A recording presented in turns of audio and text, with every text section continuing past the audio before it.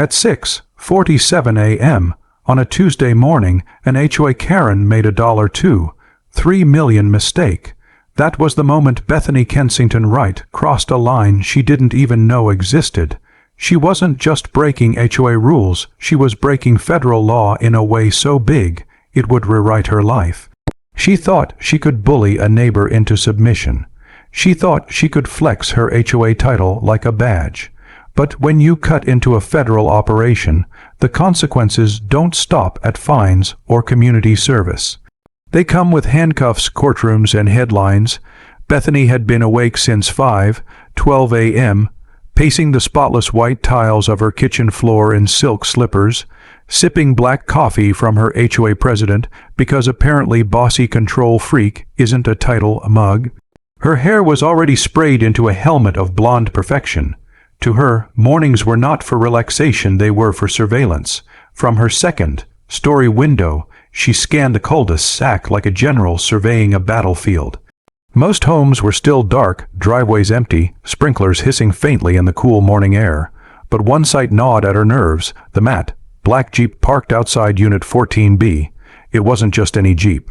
It had tinted windows, reinforced bumpers, and most offensive of all, a heavy-duty chain and padlock looping through the front axle to a steel post in the ground. Bethany's nose wrinkled in disgust. This isn't a car, she thought. It's an eyesore, and in my neighborhood, eyesores don't last long. For the past week, she'd been sending passive-aggressive violation notices to the Jeep's owner, a man named Daniel Cross. He was new to the neighborhood, quiet, and maddeningly unresponsive to her HOA emails. Every morning, that Jeep sat there locked up like it was hiding from someone. Bethany convinced herself it was the sign of something shady. Maybe drugs, maybe stolen goods, or maybe, and this idea made her chest puff with righteous satisfaction, he was one of those stubborn anti-HOA types who thought rules didn't apply to them. That morning, she decided enough was enough. Bethany grabbed the HOA violation enforcement kit. From her hall closet, a clipboard, a roll of bright orange toe tags, and, for reasons she never questioned, a pair of bolt cutters she'd once bragged about buying, just in case. She marched out into the street, heels clicking against the pavement. The sunrise threw long shadows across the cul-de-sac, the air still holding that fragile quiet before the day began. When she reached the Jeep, she could feel her pulse quicken. The chain looked thick, the padlock heavy, but her hands itched to snip through it. She crouched, slipped the bolt cutters into place, and squeezed. The metallic snap echoed louder than she expected.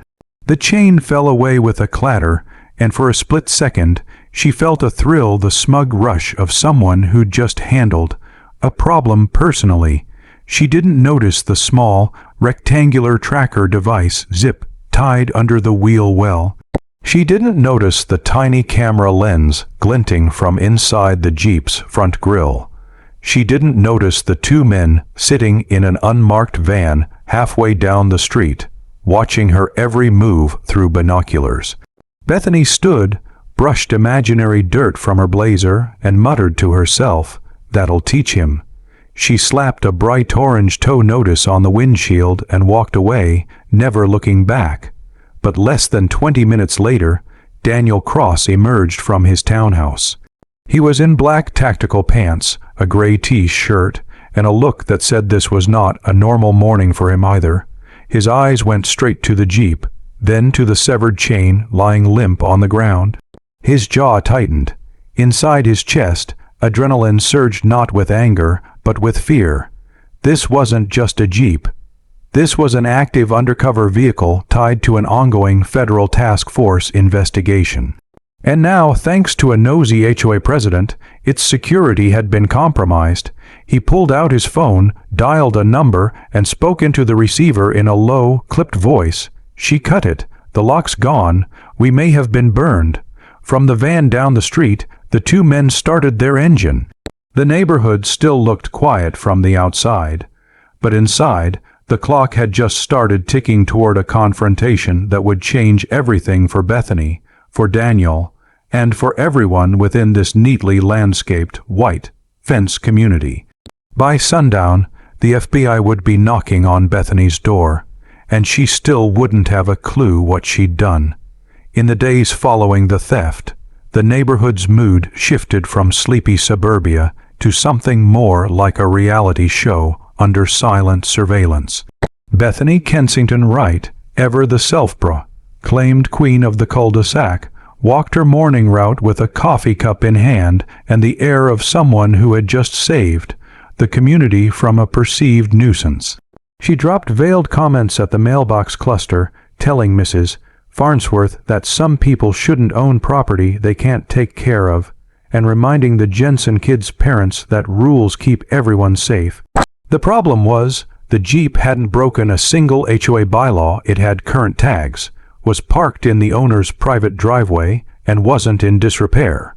But Bethany's campaign against it had been brewing for months, muttering about military junk cluttering up the street, lobbying the board to do something, and even slipping printed HOA rule sheets into the protagonist's mailbox with certain sections highlighted in neon pink.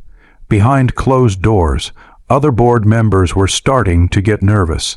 This wasn't a towing order filed through legal HOA procedure. This was Bethany acting on her own, and she was clearly proud of it.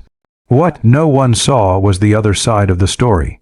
The Jeep's owner, who was still out of state on official business, quietly coordinating with colleagues who were now very interested in why their surveillance platform had vanished from a supposedly secure neighborhood. That interest took the form of subtle but unsettling signs: a plain black SUV idling at the end of the street, a man in a ball cap casually strolling the sidewalk while scanning driveways, and an unusual number of unmarked envelopes arriving at the HOA office. Neighbors noticed, whispering in doorways, but Bethany waved it off as random coincidences. She didn't realize yet that her victory had set off a chain of events involving agencies with acronyms she'd only ever seen in crime dramas. And then, one late afternoon, a letter marked confidential for HOA president only landed in her mailbox. Its stark, official lettering practically humming with danger, the first crack in her smug confidence that something far bigger than HOA politics was now on her doorstep.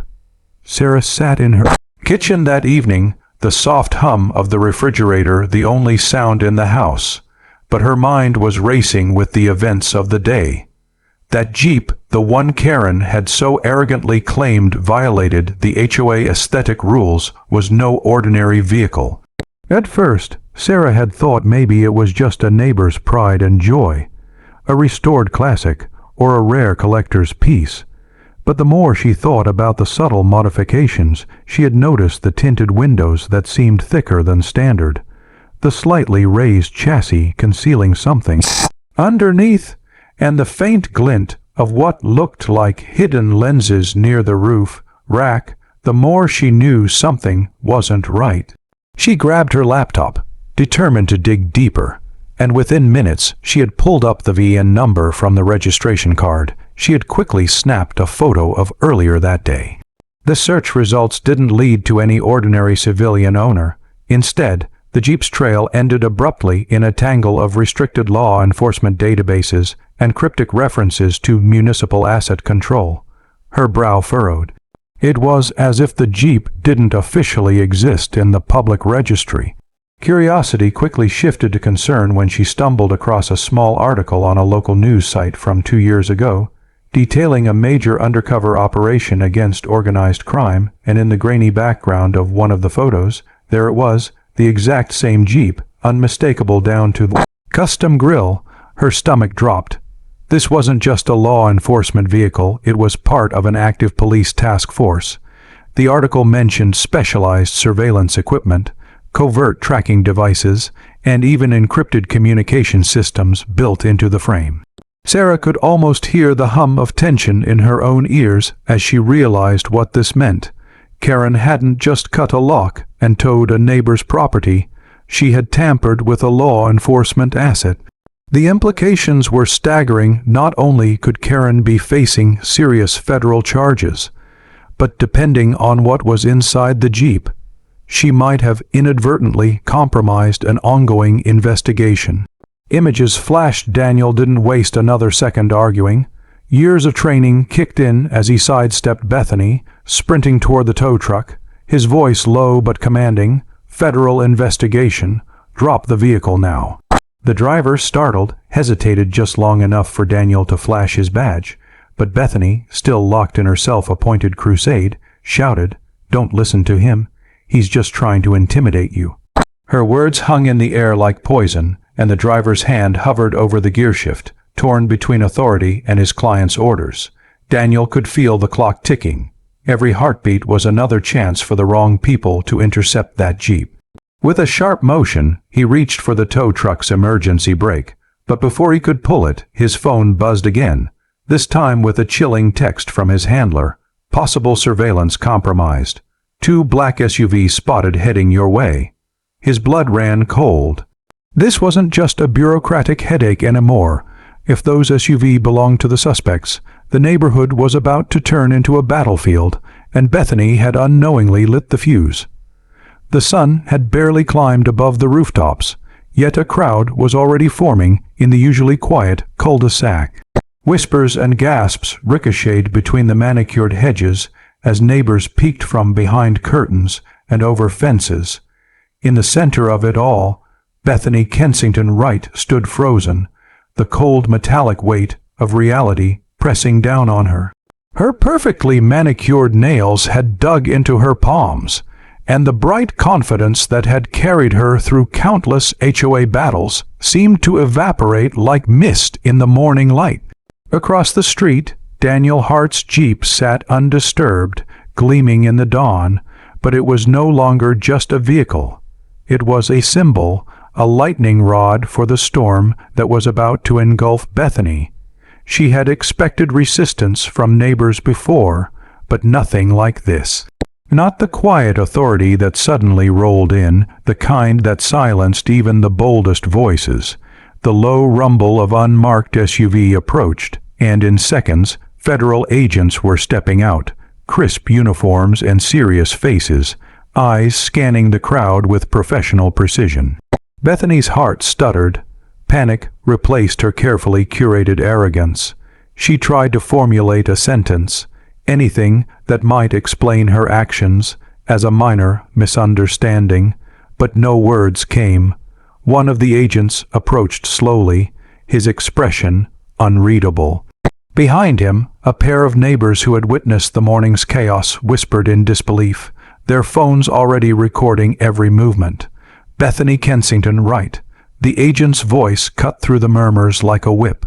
It was calm, authoritative, and final. She nodded hesitantly, trying to force a confident posture that had long abandoned her. "Yes, I was just enforcing HOA rules."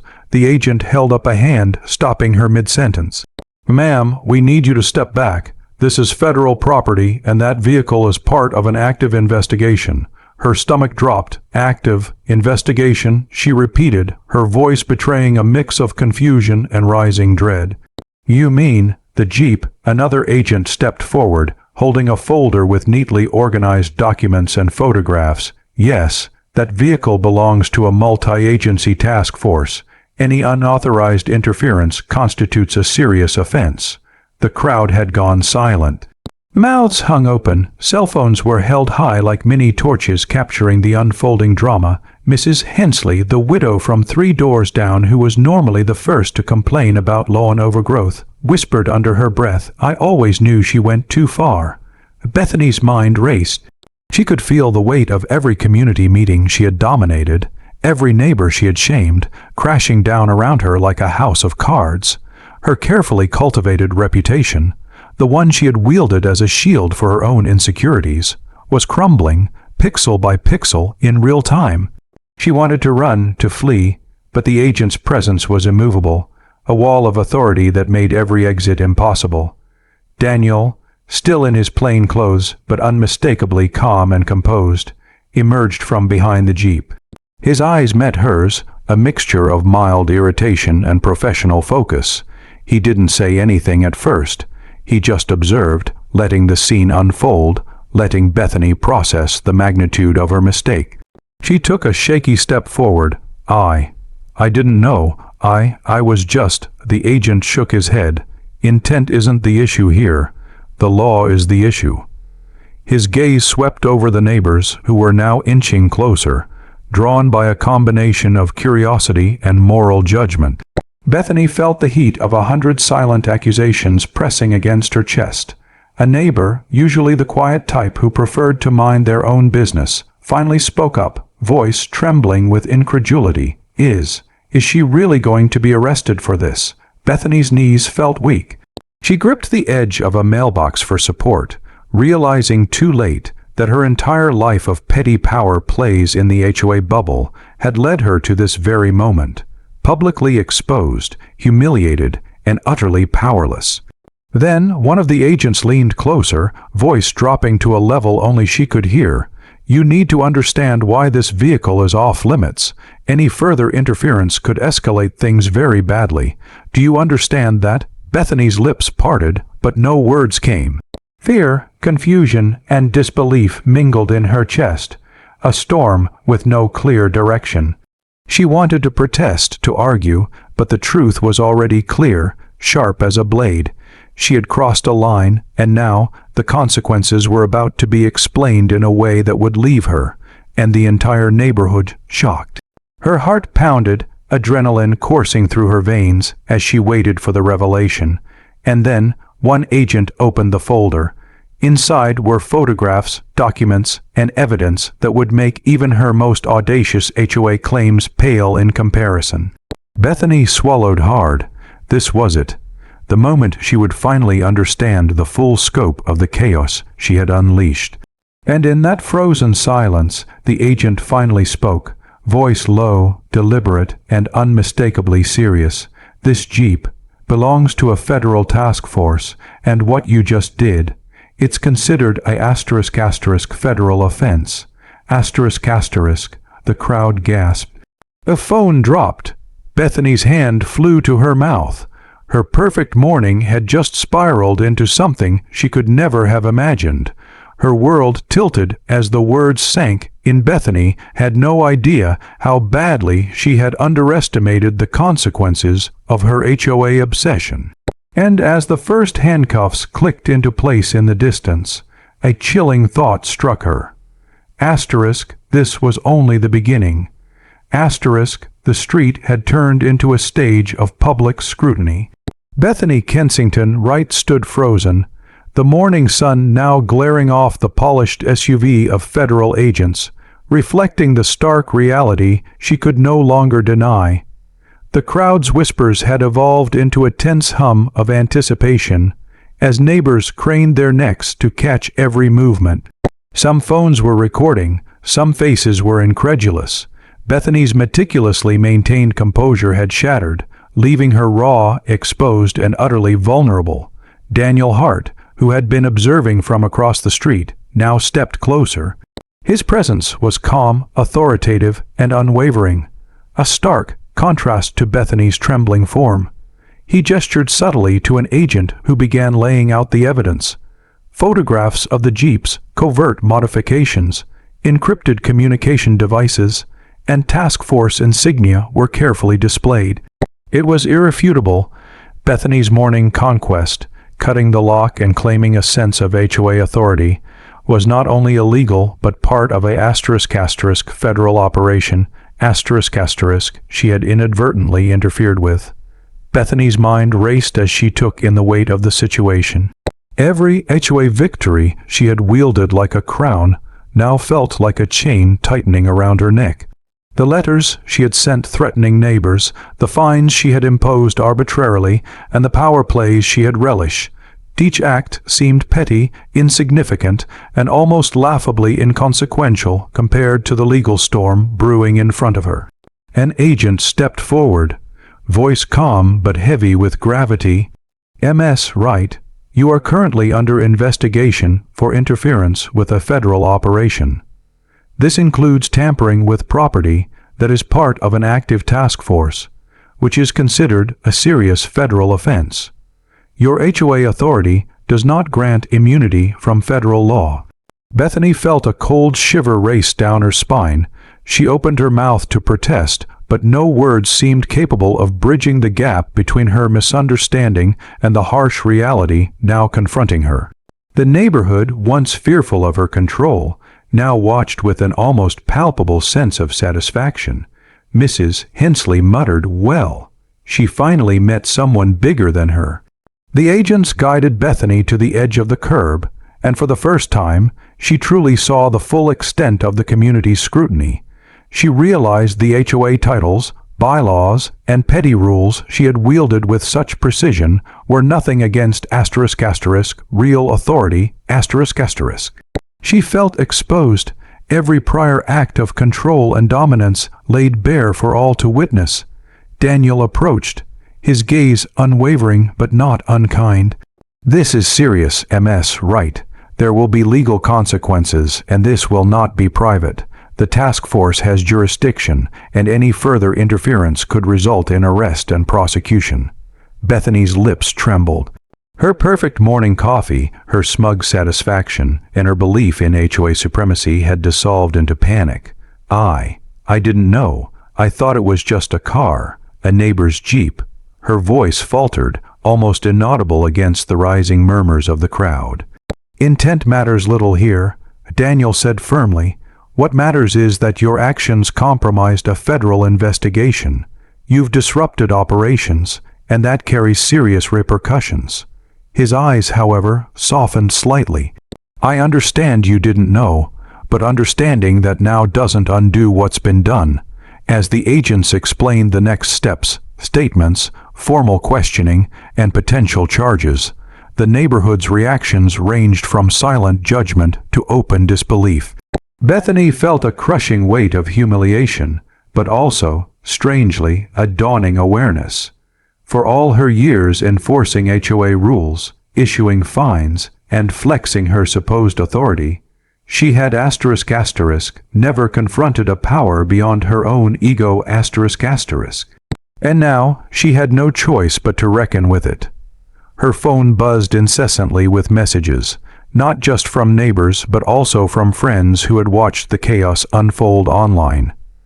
Notifications, videos, and screenshots flooded her screen, each one a testament to how public her mistake had become. Bethany realized that her world, meticulously controlled and curated, had imploded in hours. She had become the spectacle she had once subtly orchestrated for others.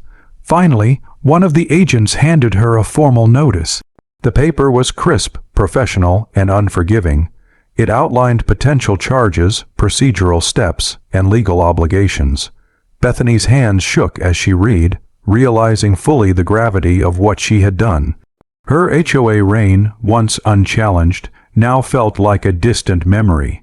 As she looked up, the neighborhood's attention felt almost oppressive. The murmurs, the stares, the hidden smirks. Everything was amplified by the presence of federal law enforcement. Her past intimidation tactics had crumbled, and every act of petty dominance was now overshadowed by a far more serious authority. Bethany swallowed hard, a lump forming in her throat. She had spent years believing in the untouchable power of her HOA title, only to find herself standing exposed, accountable to a law far greater than any neighborhood regulation.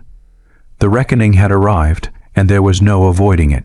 As Bethany was led toward the federal vehicles, a reporter stepped forward from the growing crowd, microphone extended.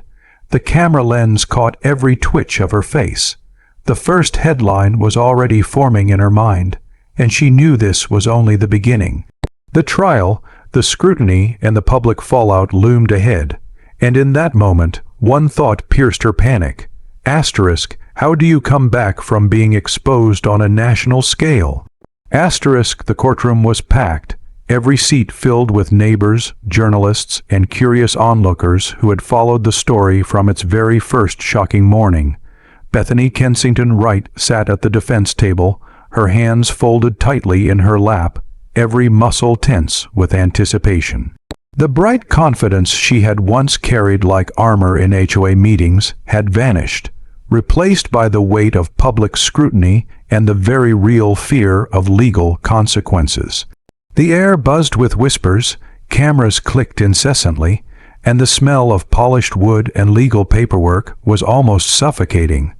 Across the room, Daniel Hart observed quietly, sitting with a calm, composed demeanor that contrasted sharply with Bethany's trembling presence. He hadn't wanted this spectacle, but the law was clear and accountability had to be enforced. The judge's gavel struck sharply, commanding silence, and the proceedings began. Bethany's attorney spoke first, emphasizing her lack of intent and her previous clean record within the HOA. They described the incident as a misunderstanding, a misguided attempt to enforce neighborhood rules gone horribly wrong. Yet even as the defense laid out their case, the evidence against her was undeniable. Photographs, witness statements, and video footage documenting her tampering with a federal investigation.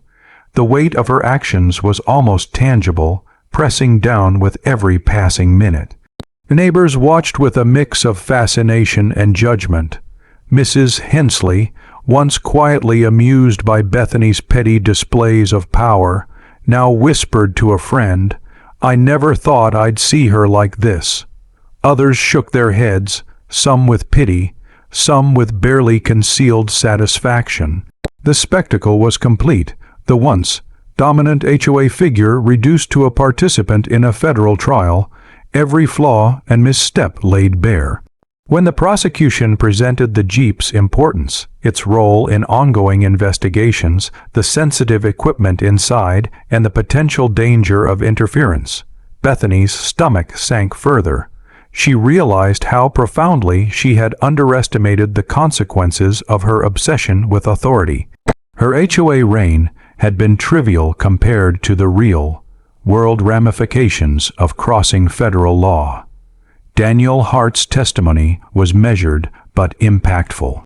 He described the professional implications of her actions, the risks posed to ongoing operations, and the broader lessons about respecting boundaries, both legal and personal.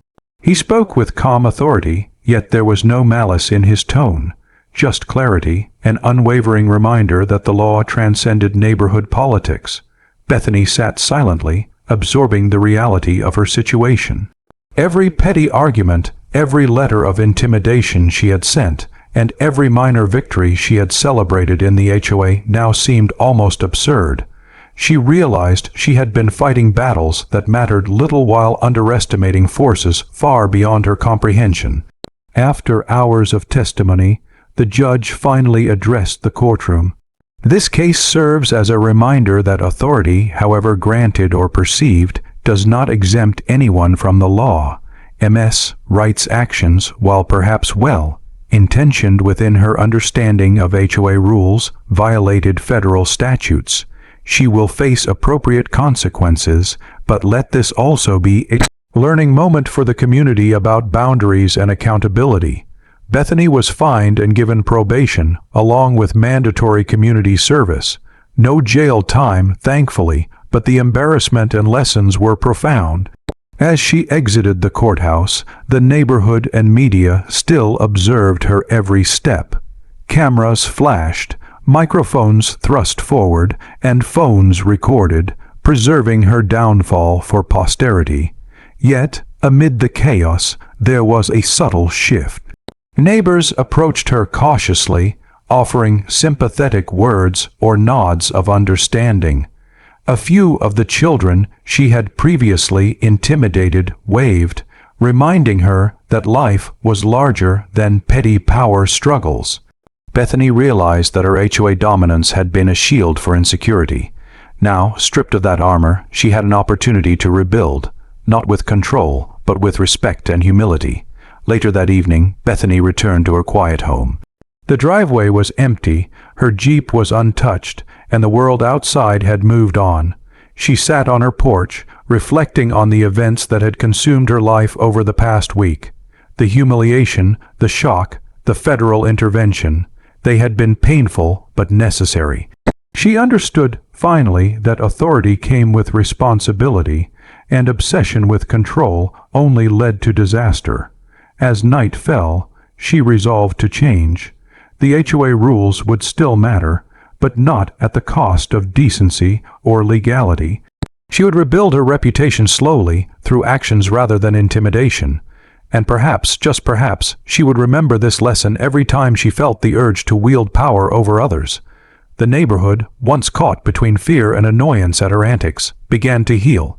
Conversations replaced whispers, laughter replaced judgment, and the community slowly returned to its routine, wiser, calmer, and subtly more united. Bethany realized that real authority wasn't about enforcing rules to show dominance. It was about respect, integrity, and understanding boundaries. Her journey from arrogance to humility, from chaos to reflection, left her forever changed. The HOA drama had ended, but the lesson, hard, earned, and unforgettable, would stay with everyone involved.